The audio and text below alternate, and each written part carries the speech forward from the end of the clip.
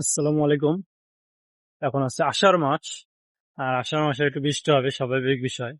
চারিদিকে বৃষ্টি হচ্ছে, পানি থই থই করছে।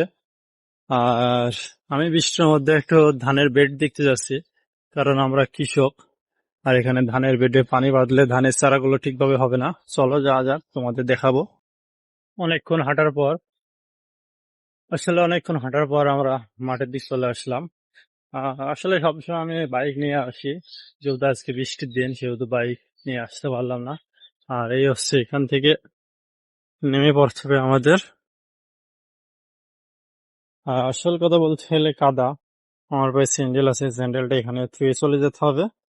চলো যাওয়া যাক মাঠে। আলহামদুলিল্লাহ, দেখতে পাচ্ছেন ধানের বেড, আর এই হচ্ছে ধানের চারা।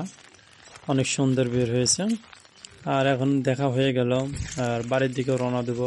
ধানের চারাকে থুয়ে যেতে কষ্টই মনে হচ্ছে, কিন্তু কষ্ট লাগবে না যদি তোমরা সাবস্ক্রাইব একটা ফলো করে দাও। চলো বাড়ির দিকে রওনা দিলাম।